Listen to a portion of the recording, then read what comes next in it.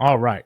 So last week, pretty on the mark. We got everything. I mean, we fucking killed it last week. Trading, um, overall analysis was on point as well. So that being said, now what? Well, when we look at this isn't enough for like a displacement. Let me think of how to put it.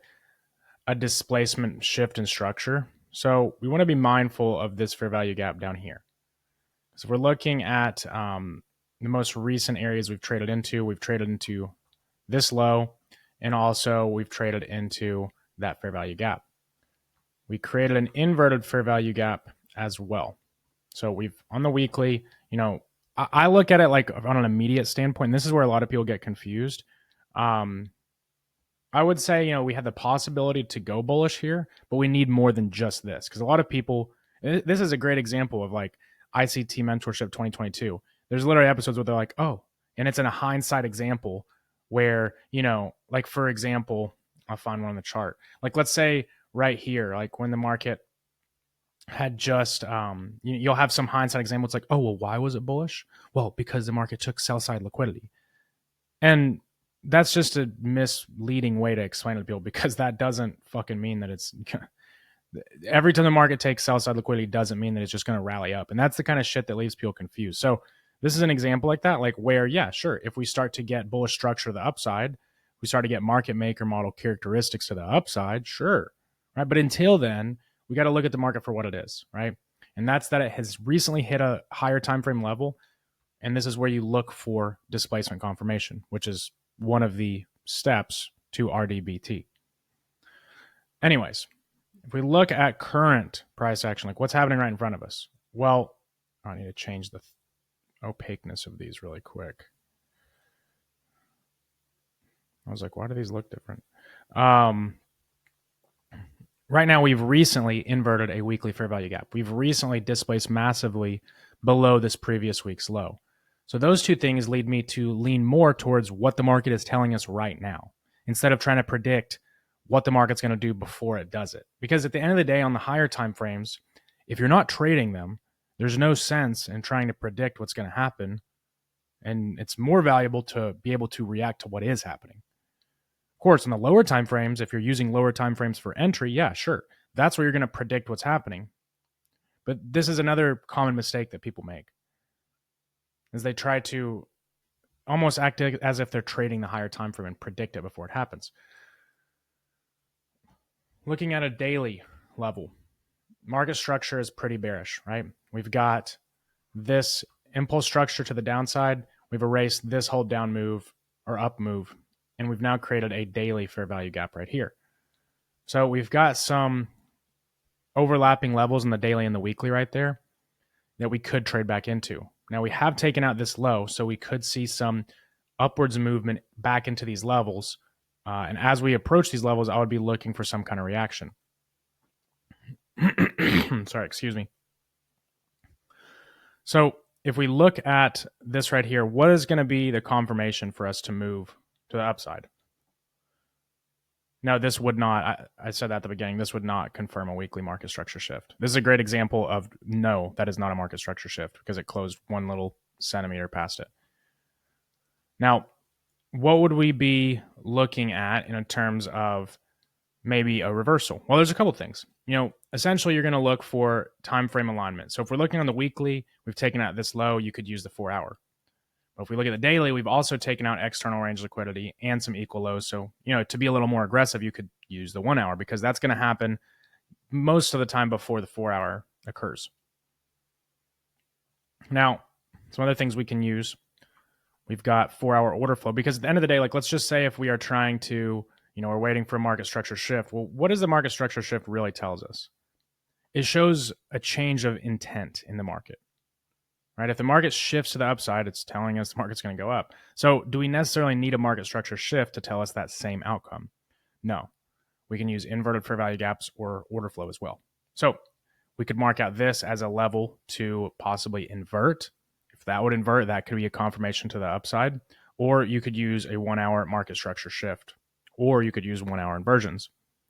So really right here, we're starting to look around and say, okay, on the daily, and I like, I know that there's value in choosing just 3 select timeframes and sticking with it, and that is some of the models that you learn here. But from an overall high level view, trading with discretion, I like to trade with what I see as clearest. Okay. So if we look at the daily here, we look for what? We look for market maker models from moves from external liquidity to internal or internal to external. So let's take a look at, let's just erase some of this stuff and just focus on the daily for a second. If I can delete. So we know that we've taken out liquidity over here, right? So we see the possibility for some kind of, oh, it's over here. I was like, why is my thing hiding from me? Possibility for some kind of retracement. Now, and if this is the IRL, like this is the overall fair value gap that we might trade into, well, if we look at this 1 hour,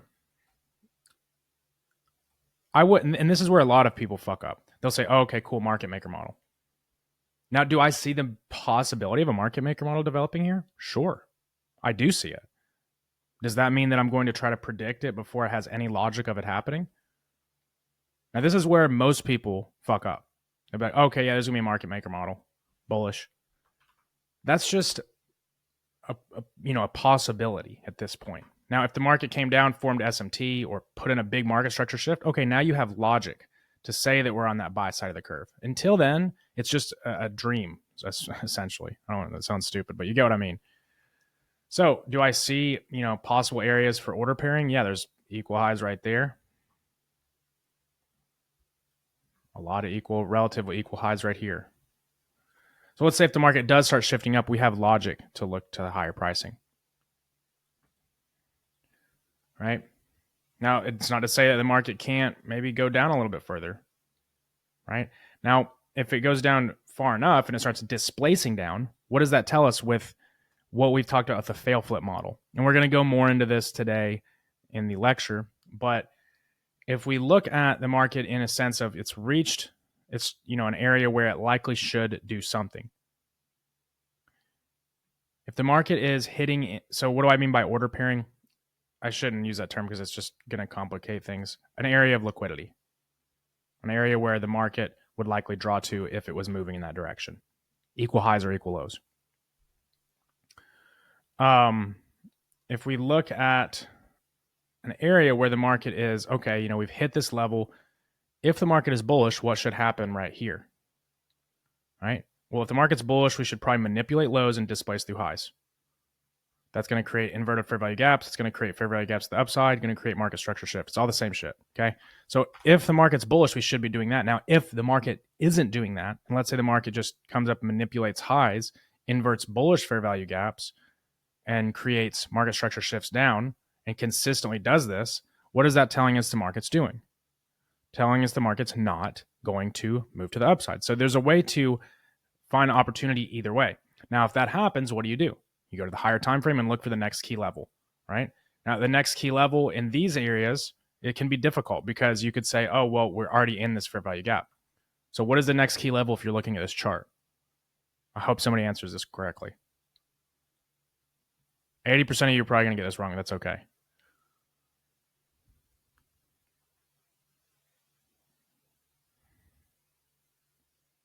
I wouldn't ever use C as a fair value gaps for this kind of stuff personally.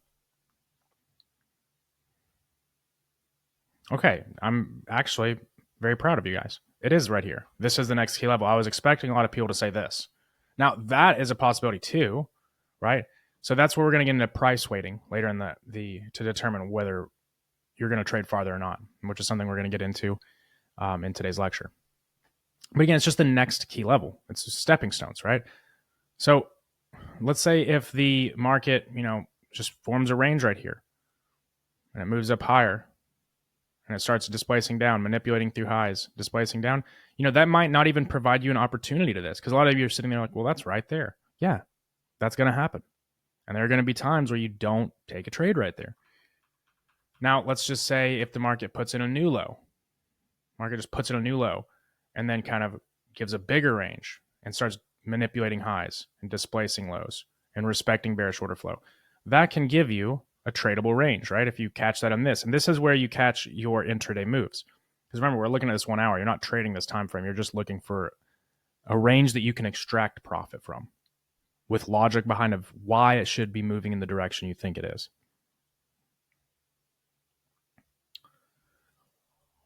So looking at NASDAQ, I'm just be waiting to see, okay, do we confirm this level? Do we confirm that we're going to move away from this liquidity? If so, then I'll be bullish until we reach these levels and reevaluate. Bullish until you reach these levels and reevaluate. Now, let's say if the market were to move all the way up in here, I would be looking for a reversal, right? Because that's the context. The market's going to move from that internal to external. Now guess what happens? And this is why the way we trade is so powerful, is because most ICT traders are going to say that those first off, they're going to say, oh, we're in a market maker model right here. We're in one. And then what happens? Well, even if you're right, even if you're doing things correctly, what is a good strike rate? Like on your bias? Genuinely, like think about it. What is like a reasonable target you can have? Yeah, like 50 to 60%. You can be more. I'm not saying you can't. You can also have less and make money. But what if you didn't just have to only take an opportunity 60% of the time? And what if you were able to not get stuck in a predisposed bias and put yourself in a state of mind where you basically just have cognitive dissonance to what's going on? Because if you commit to a plan, quote a plan, and you say you're trying to be responsible, I form my plan and I'm going to stick to that plan. That's bullshit. You form a plan, but you plan for contingencies, right? Like let's just say if you're in a battle and you're a general and you say, okay, well, we're just going right down the middle and we're going to send troops, on the flank. Let's say if on the flank you figure out that, let's say your army's here, right? And you say you're going to send in some troops to the front and then you're going to flank. Let's say on the flank you figure out that there's a fucking minefield. Are you going to say, oh, that's the fucking plan, push on, we stick to our plans? Of course not. That's fucking stupid, right? But that's effectively what you do when you try to preset the table of price action and say that I'm going to stick to this plan. And you brainwash yourself, and ICT and a lot of other influencers brainwash you into believing that that is responsible and that is how you trade, which couldn't be further from the truth. And things like this that get passed around and parroted by a bunch of people who don't know what they're talking about is the reason that most people take years and years to become successful at trading, is because you have to go through so much bullshit that's shoved down your throat before you realize that that's actually not practical. So I want to teach you guys how to think in a more pragmatic way that will be more beneficial to you as a trader and will provide you with more opportunities and less negative self-talk of why you're breaking your plan.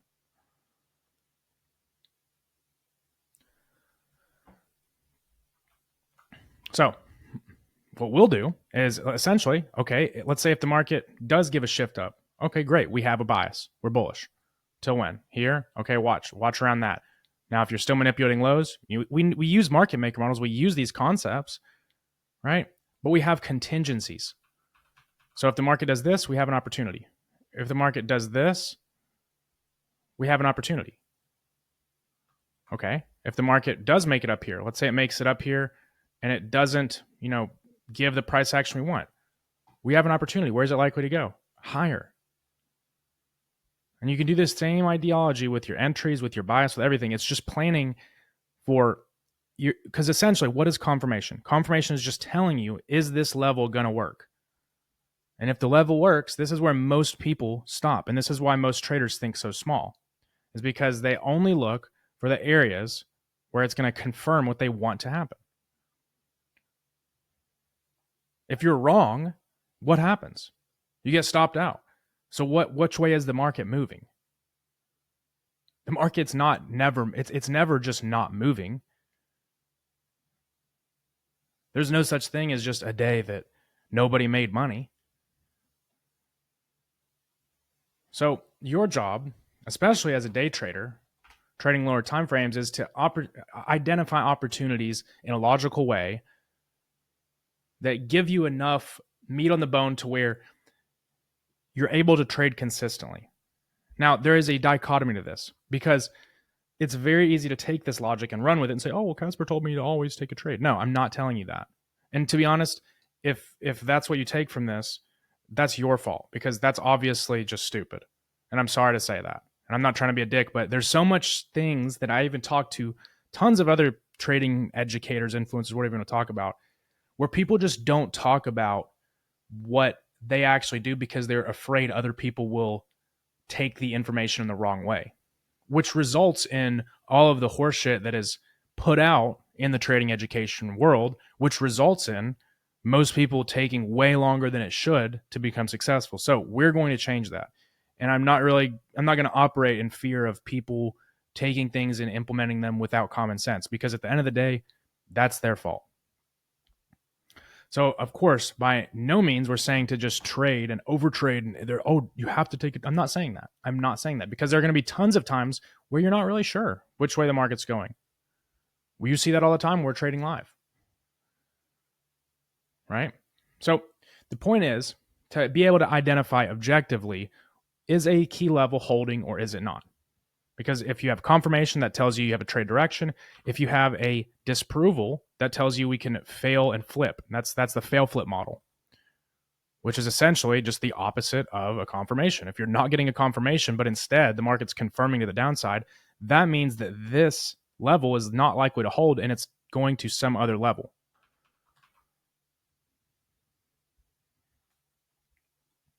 So overall, to recap on NASDAQ, what I would look for is price action developing around this area, right? So we're going to wait for price to develop. We're going to wait for something to give us a clear direction, whether it's up or down. I really don't care which way. And then we will react accordingly. So overall, what I would probably lean towards is some kind of rebound here, most likely up into this daily fair value gap. What would confirm that? 1 hour market structure shift or 1 hour bullish order flow, or the 4 hour inverting this fair value gap with force. Now, draws on liquidity or targets would just be these sets of equal highs. Would plan for contingency at either one of them, if I can talk. Now, what's the kind of secondary plan? Well, maybe the market just trades in this 4 hour fair value gaps and moves down. Okay, cool. Then we just trade bearish until price tells us that it's not moving that direction. Okay. ES, on the other hand, hasn't really taken out any lows, right? So we do have, and this is leading into kind of another reason why I'm, anticipating a possible up move, is we didn't take out the lows on ES. Like if we look at this on the weekly, we didn't take out that low. So possible SMT, but remember, for this candle to be a swing low, we would have to form another low next to, or a higher low. Now we did invert this fair value gap, same story. The daily looks pretty similar in the sense that, we've shifted down right here. But, if we're looking at overall impulse, we're pretty much still on the same impulse on the bullish side with ES. So, when I look at ES, I would almost just say I'd be waiting in the exact area we are for this, pretty much the same thing, right? Just that 1 hour to either give us some kind of direction. I'll take a look at the 4 hour. We've got equal highs all over the place here. You could really mark out any of these right here or right there. 4 hours also got a fair value gap. So pretty much same thing, except we've got SMT, which leads me to lean a little bit more towards the bullish side. For crude oil. Okay, I think, which chart was it on that? Where the fuck did this drawing come from? Oh, TradingView does this all the time. Look, so it's literally this candle is what it's supposed to be on, I'm pretty sure. Because I remember it being on a breaker. It's just in like lolling. Is this, or was it a weekly? No. I'll say a weekly inverted fair value gap. Yeah, it had to be that. I should know. I'm not really in tune with these oil markets. I'm not trading them, but I do remember we marked out this unicorn actually. So looks like we're moving towards that level. I don't know what this is from. I think this is probably this low as well. Oh, no. Okay, now I remember. Okay, yeah. That's what we were looking at. So we talked about the draw on liquidity being this low. That was hit. I wasn't really paying attention, to be honest. and then looking for a possible rebound in this breaker. So really with oil, nothing's changed. Like we're getting a daily confirmation out of this monthly level. So, I would be watching down in here to see how the market reacts. Again, if the market reacts bullish, you have an opportunity. If it doesn't, like if the market doesn't react, like let's just say it were to hit just the breaker right here and leave this fair value gap untouched, and you get some kind of disapproval on that 1 hour, trade down to that fair value gap, right? So there's going to be an opportunity either way. Dollar, last week I don't want to, really toot my own horn or anything. It was a stupid, or not stupid, but easy fucking call out saying we were going to go to these lows because like the market was just literally sitting there. Now, when I look at this, that looks pretty bullish. Looking at the 4 hour, it's giving me market maker model vibes, I will say. So I would lean bullish on the dollar. We've got a weekly fair value gap above, yes. What I would be watching is really above this level, right above that high. How do we react in here? That's going to be huge for me. I would be leaning towards the bullish side to trade much higher, right? Because we've got a bunch of just equal highs above, right there, right there. But again, we're not swing trading all the way up there, so I would be watching. How does the market react in this area, specifically on a 1 hour? That'll tell us everything we need to know. You could also use this weekly fair value gap if you wanted on a 4 hour, but I would be focusing on that. The daily, because it's going to give you a quicker response time. It's going to take long. For example, if we are to invert that fair value gap, which is really the only thing you'd be looking for, unless you're using the 4 hour, by that point, you could probably have told the same thing using the 1 hour and the daily combination here.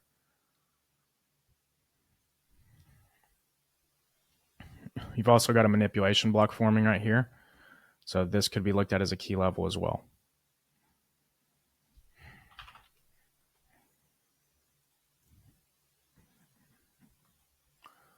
So no SMT. We both made lower lows and lower or higher highs on euro. Euro, on the other hand, looks pretty bearish as well. Swept out that previous week's high. Swept out this high. Monthly is just conjumbled. Daily is forming a manipulation block here as well. And then look at the market. It created the manipulation block, traded into it. So we've got a change in the state of delivery. Overall, on euro, I would be leaning bearish. You could look at this week's low or this fair value gap down there, but I would be watching, under each key level to just see how we react, right? If I was trading euro, I'd be watching, okay, this is probably the next draw on liquidity. If we get to it, there might be a possible short-term long, and it's important to always stay in awareness of the higher time frame, right? What is the overall expectation here? What is the cycle that's going on? And you're just catching those micro movements in between. Justin asked, I know that DXY is used inversely with currencies, but does it correlate with indices at all? Yeah, but not as strongly. You can easily have DXY running in the same direction as NASDAQ for weeks. It's happened. Some people will say it's lower probability when that happens. I just think I think that, yes, you could look at it like that. I used to even think that myself, but as a lot of stuff that I used to think, I don't really... It doesn't really matter. I feel like so much of this fucking ICT space just overthinks everything. Like, don't trade if we have high impact news. Don't trade if this. Don't trade if that. It's like, dude, motherfucker's never going to trade. Like consumer home goods is not going to cause a massive, liquidation or something like people act like. Anyways, looking at Euro USD, I would be leaning bearish. On that weekly, we've taken out this. You could look for 4 hour market maker models, which I see pretty clearly here. Overall, this looks like one big market maker model, to be honest. So I would be pretty bearish on euro. Pound looks more promising than euro. The way, okay, so we look right here, we've had our monthly IRL, right, to ERL move. So at these points, what do we look for? Well, we look for possible daily market maker sells. So if I see this, I could maybe even see one more sweep. Like let's say if we do get another sweep and then a reversal up here, I would almost look at this as the original consolidation. But if the market was just to start falling rapidly from here, I would probably expect the market to trade much lower on the pound. Now, these are big swings in price that, I wouldn't necessarily try to call out yet, but that's kind of what I'd be looking for. We've also inverted this fair value gap up here. So I'd say, we've tapped into this one. You kind of be fighting between levels, or did it even tap into it? Yeah, it did. So, you could look for us to kind of just trade between daily levels. We've got this. You could also just look at this inverted fair value gap. They're pretty much the same area. Possibly, like if you do get a shift here, like if you were to get some kind of tap and sweep, you could possibly trade up higher, but I would be more or less just waiting for confirmation of downwards price action. Crypto, on the other hand, let's go. I say all-time highs. This is what we talked about multiple times. I will say I thought it was going to trade down into this balanced price range down here. It just front ran it. But overall, I don't think it's rocket science to say that Bitcoin's going all-time high here. This consolidation we talked about for some time. We swept it here, had a failed attempt at highs, just created more equal highs. So we've got relatively equal highs right here, relatively equal highs up there. So, again, all-time highs. Overall order flow seems to be very bullish right now. We've got this breaker. We tapped with the breaker, pushed up. Not only did we push up, we created a fair value gap from it. So I would be watching that fair value gap or this order block. Overall, I'm pretty bullish. Ethereum didn't, we wanted it to go from here. I was wrong on that, but overall idea was right. I do think Ethereum will see another high of this range as well. Now these things can take time to develop. I wouldn't even be surprised if I end up being, if it just goes up here and then just shits down again. I literally wouldn't even be surprised. But as of right now, I would say bullish on crypto.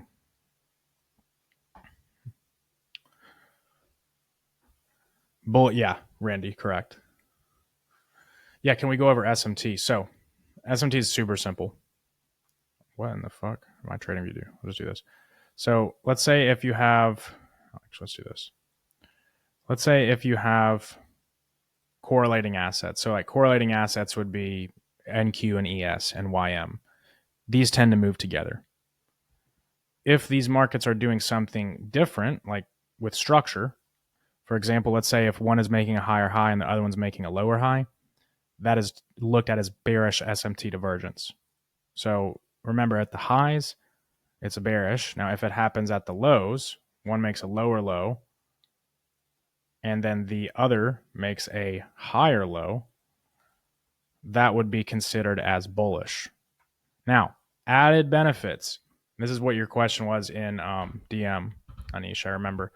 Added benefits, like let's say if you're expecting the low of the week to form, right? Like if it's on like a Tuesday, Wednesday, or Thursday, and it's at a key level in a higher time frame, and this is happening.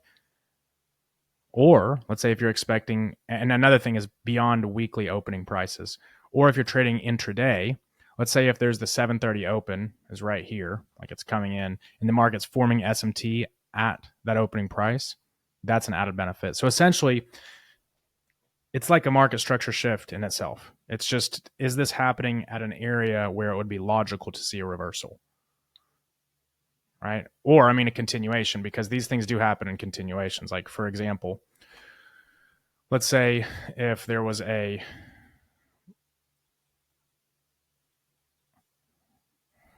market maker model, right? And you're expecting the market to trade up higher here. If SMT happens along the way, right, that is a confirmation that the market's likely to continue to the target. And those are also areas you can trail your stops. Like if you see SMT happen, you could trail your stop under it or scale into the position.